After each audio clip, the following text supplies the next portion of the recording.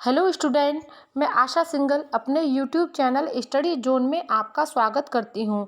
Student, आज की video में मैं आपको बीएड सेकेंड ईयर के पेपर पर्यावरणीय शिक्षा के दो महत्वपूर्ण टॉपिक ग्रीन हाउस प्रभाव व वैश्विक ताप वृद्धि के बारे में पढ़ा रही हूँ। तो चलिए हम स्टार्ट करते हैं। पहला है हरित गृह प्रभाव। सूर्य से पृथ्वी पर आने वाली सौर ऊष्मा का कुछ भाग पेड़ पौधों द्वारा, कुछ अंश जल द्वारा, कुछ अंश पृथ्वी द्वारा अवशोषित कर लिया जाता है तथा शेष अधिकांश ऊष्मा आकाश की ओर परावर्तित हो जाती है।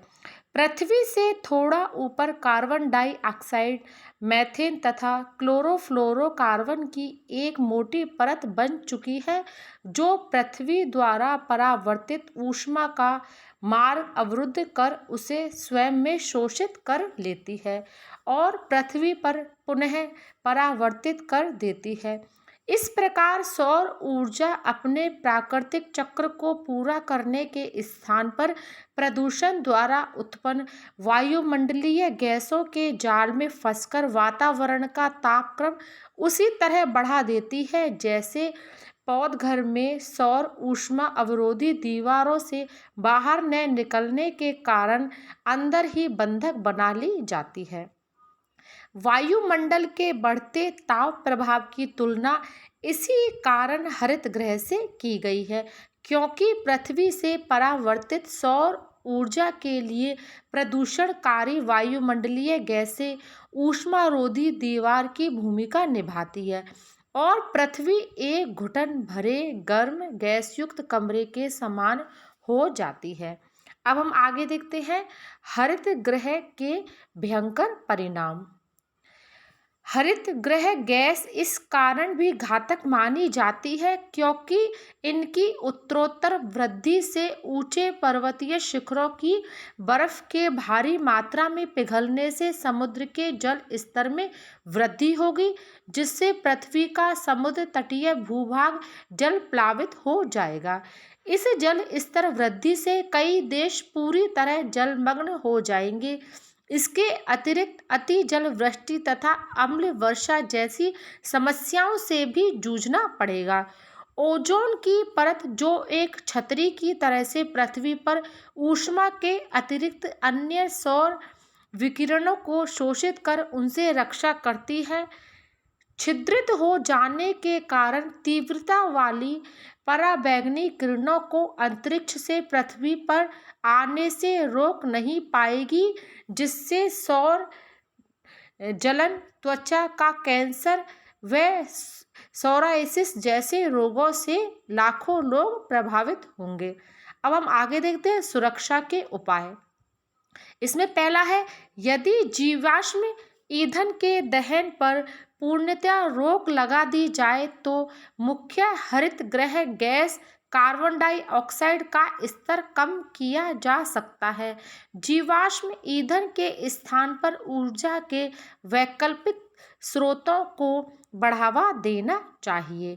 अब इसमें हम दूसरा देखते हैं, वन विनाश को पूर्णतया प्रतिबंधित कर वृक्षारोपण द्वारा बढ़े हुए कार्बन डाइऑक्साइड स्तर को कम किया जा सकता है। तीसरा है इसमें धूम्र अर्थात स्मोक बनाने में सहायक उद्योगों को पूर्णतया बंद करके वैकल्पिक व्यवस्था की जाए। इस श्रृंखला में क्लोरोफ्लोरोकार्बन, नाइट्रस ऑक्साइड तथा क्लोरीन वायुमंडल में छोड़ने वाले उद्योग प्रतिबंधित किए जाए।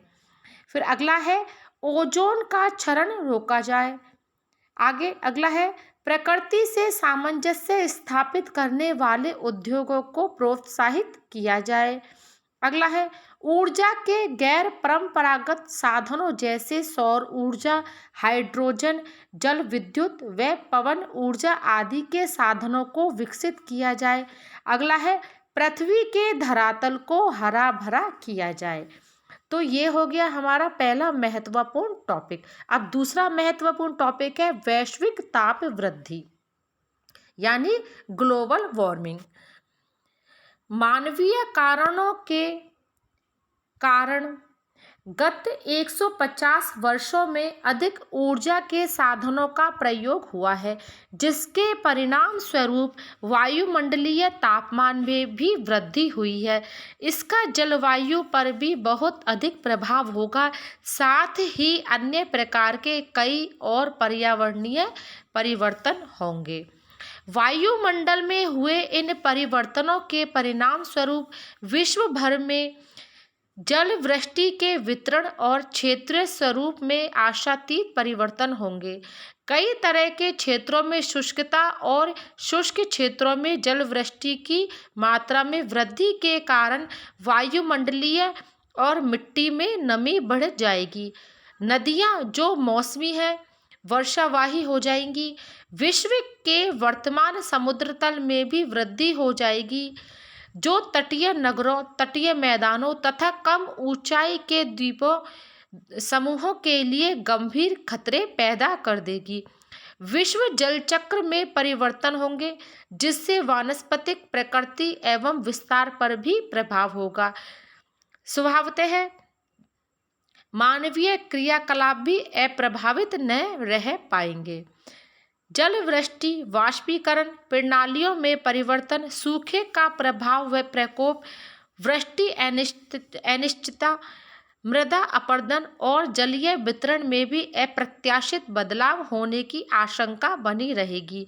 इन सब के परिणाम स्वरूप विश्व कृषि में व्यापक परिवर्तनों की आशंका बनी रहेगी।